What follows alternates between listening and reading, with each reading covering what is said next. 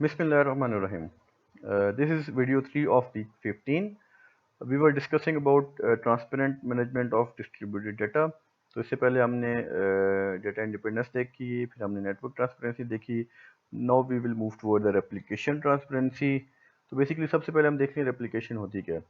Data replication is the process of storing data in more than one site or node. It is useful for improving the availability of data.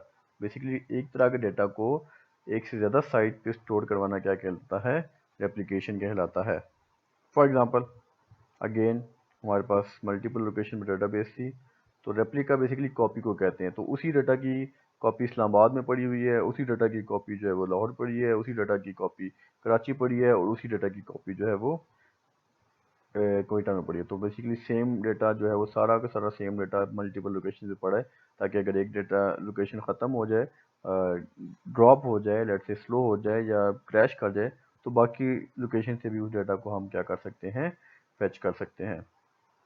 ठीक है. तो replication का मतलब है same data को multiple जगहों पे store करवाना. It refers to unawareness from replication of data over network, कि यूज़र जो है वो उसको नहीं पता होना चाहिए कि डेटा रेप्लिकेटेड है या नॉट रेप्लिकेटेड है. In distributed environment which is created by replication, user query can be executed on any replica of the system, but user will be unaware of the replicas. मतलब कि user जब query करेगा तो user simple एक query करेगा select static from employ. अब user को नहीं पता बैक एंड पे रेप्लिकाज हैं, और यूज़र को ये भी नहीं पता कि डेटा जो है वो किस रेप्लिका से लेके आना है. यूज़र ये नहीं मेंशन करेगा कि डेटा जो है रेप्लिका 1 से लाओ, रेप्लिका 2 से लाओ, रेप्लिका 3 से लाओ. फॉर एग्जांपल एक यूज़र यहाँ पे एग्जिस्ट कर रहा है इस्लामाबाद लोकेशन पे. ठीक है. अब उसको तो नहीं पता इस्लामाबाद में रेप्लिका है या नहीं है. ठीक है. अब जब वो क्वेरी करेगा सिस्टम पे, तो सिस्टम क्या करेगा, जो नियरेस्ट होगा रेप्लिका वहाँ से डेटा फैच करके लाना है. तो ये जो नियरेस्ट वाली सिनेरियो है, तो सिस्टम जो है ये सिस्टम ने देखना है, यूज़र ने नहीं देखना. ठीक है. तो यूज़र सिर्फ क्वेरी करेगा किस रेप्लिका से डेटा आ रहा है, that is the headache of DBMS. Then we have fragmentation transparency. Fragmentation basically क्या कहते हैं, फ्रेगमेंट कहते हैं पार्ट्स को, किसी भी चीज़ को मल्टी सब पार्ट्स में डिवाइड करना फ्रेगमेंटेशन कहलाता है. It is totally opposite of replication. Fragmentation में क्या होता है कि हम एक टेबल को या मल्टीपल टेबल्स को छोटे छोटे टुकड़ों में डिवाइड करके स्टोर करवाते हैं. अब अगर हम इस्लामाबाद की बात करें तो इस्लामाबाद में फ्रेगमेंट ए पड़ा हुआ है. इसका मतलब है इसमें हो सकता है सिर्फ इस्लामाबाद के एम्प्लॉयज़ हों. लाहौर में जो है वो फ्रेगमेंट बी इंफॉर्मेशन पड़ी है, फ्रेगमेंट सी का डेटा कराची पड़ा है और फ्रेगमेंट डी का डेटा जो है वो कोयटा में पड़ा है. तो हम कह सकते हैं कि पॉसिबिलिटी है कि इस्लामाबाद लोकेशन पे जो इन्फॉर्मेशन है वो सिर्फ इस्लामाबाद के एम्प्लॉयज़ की है, और लाहौर लोकेशन पे जो डेटा पड़ा है वो सिर्फ लाहौर का. इसका मतलब है दोनों लोकेशन पे सेम डेटा एग्जिस्ट नहीं कर रहा, डिफरेंट डेटा एग्जिस्ट कर रहा है. This is known as fragmentation. Fragmentation क्यों करते हैं, उसकी क्या रीज़न है, उसके क्या फ़ायदे हैं, इसको हम इंशाल्लाह जो है वो नेक्स्ट वीडियोज़ में देखेंगे. फ्रेगमेंटेशन ट्रांसपेरेंसी का मतलब है कि हाइड करना इंफॉर्मेशन को यूज़र से, क्या है कि फ्रेगमेंटेशन हुई भी है या नहीं हुई. यूज़र को नहीं पता फ्रेगमेंटेशन करनी भी है या नहीं करनी. यूज़र ने सिर्फ क्वेरी करनी है, और वो क्वेरी जो है वो एक फ्रेगमेंट से आती है या मल्टीपल फ्रेगमेंट से फेच होके आती है. इसका यूज़र से कोई भी ताल्लुक नहीं है. यूज़र ने नहीं बताना कि डेटा फलाने वाले फ्रेगमेंट से लेके आओ. ठीक है. वो किसी भी फ्रेगमेंट से डेटा जो है वो फेच होके आ सकता है. फ्रेगमेंटेशन जो है वो अगेन दो तरह की फ्रेगमेंटेशन होती है. वन इज़ हॉरिजॉन्टल, कि जब आप अपने टेबल को हॉरिजॉन्टली फ्रेगमेंट करते हैं, और वर्टिकल का मतलब है वर्टिकली फ्रेगमेंट करते हैं. This type of fragment will required when data will be distributed on the basis of horizontal fragmentation. In scenario, user query will be partitioned horizontally. User will be unaware of query partitioning. This is referred to horizontal partitioning. Horizontal और vertical fragmentation को फिलहाल हम overview लेते हैं, क्योंकि हम इसको बाद में डिस्कस करें. लेट्स से ये हमारे पास एक टेबल है, इसमें रोज हैं ऐसे. इस टेबल को इस तरह से डिवाइड करना हॉरिजॉन्टल फ्रेगमेंटेशन है, कि मतलब ये ऊपर वाला डेटा अलग फ्रेगमेंट में है और नीचे वाला डेटा अलग फ्रेगमेंट में है. वर्टिकल फ्रेगमेंटेशन का मतलब है कि ये मेरे पास टेबल है जिसमें कॉलम्स है, और हम उसको इस तरह से डिवाइड करें. इसका मतलब है ये वाले कॉलम्स और रोज अलग टेबल में चली जाएंगी और ये वाले कॉलम्स और रोज अलग टेबल में चली जाएंगी। This is known as vertical fragmentation. तो बेसिकली यूज़र जो है वो उसको फ्रेगमेंटेशन का नहीं पता होना चाहिए, किस फ्रेगमेंट से डेटा आ रहा है, कहाँ से डेटा आ रहा है, ये डीबीएमएस की जिम्मेदारी है। ये चीज़ प्रोवाइड करना डीबीएमएस में के प्रोमिसेस में शामिल है। फिर हमारे पास नेक्स्ट प्रॉमिस था reliability. Reliability is quite simple कि सिस्टम जो है वो ट्रस्ट वर्दी होना चाहिए, एक्यूरेट होना चाहिए, हर वक्त जो है वो सही काम करना चाहिए, कंसिस्टेंसी होनी चाहिए। कंसिस्टेंसी का मतलब एक्यूरेट है, ठीक है, और जब उसकी ज़रूरत पड़े, जब हम उसको एक्सेस करें, सिस्टम हमेशा अवेलेबल भी होना चाहिए। This is basically reliability. Improve performance, as data is located near the site of great demand and given inherent parallelism of distributed database, speed of database access may be better than the achievable of remote centralized database.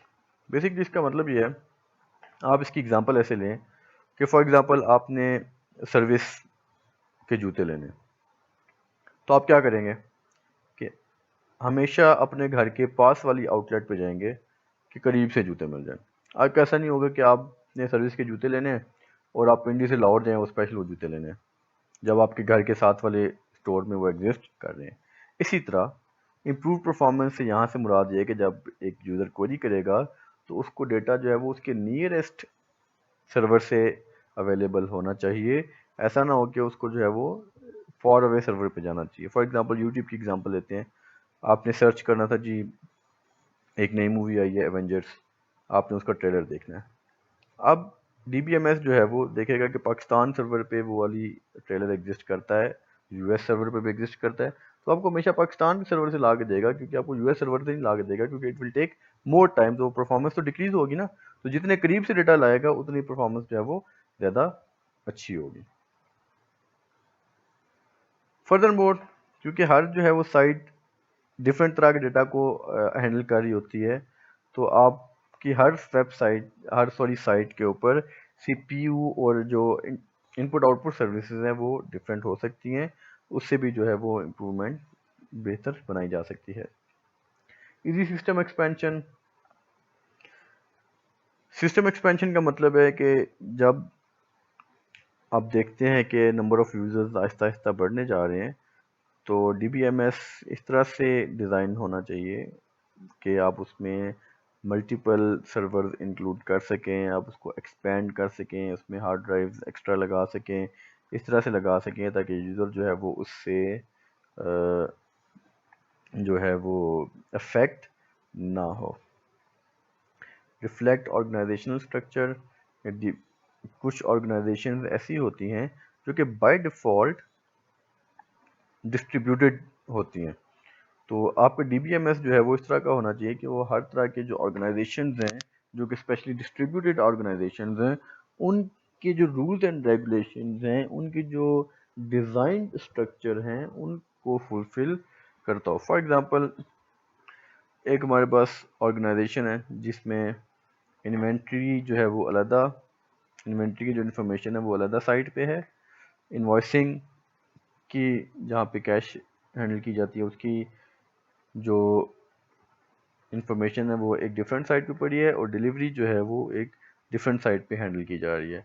और DBMS जो है वो इस तरह की हर organisational structure को support करता हो सकता है कुछ ऑर्गेनाइजेशन ऐसी हों जिनकी हर साइट के ऊपर ये तीनों चीज़ें हों, तो आपका डीबीएमएस उसको भी सपोर्ट करता हो। अगर हर साइट पे डिफरेंट लोकेशन है तो उसको भी सपोर्ट करता हो, अगर उसका मर्जर है तो उसको भी सपोर्ट करता हो, तो उसको वो इम्प्लीमेंट करने की सलाहियत डीबीएमएस में होनी चाहिए। लेट अस से हम सर्विस की बात करते हैं एग्जांपल में, तो आप देखें सर्विस जो एक आउटलेट है that is by default distributed organization जो कि डिस्ट्रीब्यूट उस पर बेस करती है। कैसे कि आपने नोट किया होगा कि अगर आप एक जगह से कोई उसका आइटम लेने जाते हैं कोई, तो अमूमन वो आपको बता दे कि जी हमारी जो ये वाली आइटम जो है ये फलाने वाले आउटलेट पे एग्जिस्ट कर रही है। इसका मतलब है they are all interconnected with each other. Similarly जिस तरह गुच्ची एक कंपनी है, उसके भी आउटलेट्स पे अगर आप जाएं तो आपको बता देते हैं कि फ़लाने फ़लाने आउटलेट पे ये वाला आर्टिकल एग्जिस्ट करता है या नहीं करता। तो बेसिकली इस तरह की कंपनीज की डेटाबेस को जब हमने इम्प्लीमेंट करना होता है तो वहाँ पे हमारे पास ऐसी सॉफ्टवेयर होना चाहिए जो कि उसको इम्प्लीमेंट करने में यूज़र की हेल्प आउट करे। That is reflect organizational structure, कि वो ऑर्गेनाइजेशनल के स्ट्रक्चर को इम्प्लीमेंट करने में हेल्प करे। Improve shareability and local autonomy. The geographical distribution of an organization can be reflected in the distribution of data. User at one side can access data stored at other side. अब शेयरेबिलिटी का मतलब क्या है कि data जो है वो share होना चाहिए, कि लेट से अगर आप इस्लामाबाद लोकेशन पे हैं तो आप लाहौर लोकेशन वालों का डाटा व्यू कर सकते हैं, अगर आप लाहौर लोकेशन पे हैं तो आप कराची वालों का डाटा व्यू कर सकते हैं। That is known as shareability. Local autonomy का मतलब ये है कि डेटा जो है वो जो एक्सेस कर रहा है उससे ज़्यादा से ज़्यादा करीब स्टोर्ड होना चाहिए ताकि उसको दूर जो है वो नहीं जाना पड़े। That is known as local autonomy. इससे बेसिकली फ़ायदा क्या होगा, अगर डेटा आपके करीब वाली आउटलेट पे एग्जिस्ट करता है तो उसमें आपको जो परफॉर्मेंस है वो ऑटोमेटिकली क्या हो जाएगी, इंक्रीज हो जाएगी। तो आपका डीबीएमएस जो है वो लोकल पॉलिसीज इन्फोर्स करना चाहिए। मतलब जब आप डेटा फेच करेंगे तो पहले पास वाले सर्वर पे देखें कि वहाँ पे एग्जिस्ट करता है या नहीं करता, रादर कि वो अमेरिका से जाकर डेटा फेच करके लाए। इम्प्रूव्ड अवेलेबिलिटी, कि अगर आपका डीबीएमएस जो है वो हर वक्त अवेलेबल होना चाहिए, कि अगर एक लोकेशन जो है वो फेलियर हो भी जाती है, एक नोड टर्मिनेट हो भी जाता है तो बाकी जगह से डेटा अवेलेबल होना चाहिए। सो फेलियर एट वन साइड जो है वो आपका कनेक्टिविटी जो है वो हमेशा रहनी चाहिए, कि अगर एक लोकेशन डाउन हो भी जाती है तो सिस्टम में एबिलिटी होनी चाहिए कि वो आपको दूसरी लोकेशन पे राउट करवा दे। If a single node fails, the system may be able to reroute the failed node request to another site. Exactly. Now we will talk about disadvantages of DBMS, जिनको हम पहले भी देख चुके हैं।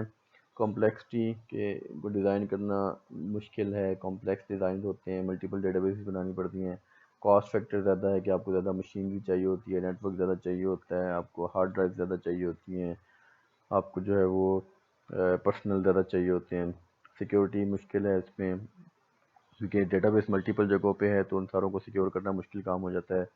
इंटेग्रिटी कंट्रोल करना मुश्किल है, क्योंकि मल्टीपल जगहों पे डाटा है, हर जगह पे डाटा को एक्यूरेट रखना एक मुश्किल टास्क है।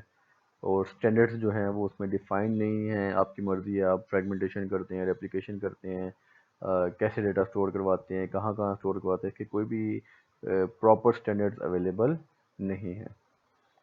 तो this is the disadvantages of databases. Next video में फिर हम देखते हैं कि क्या हमारे पास टॉपिक है।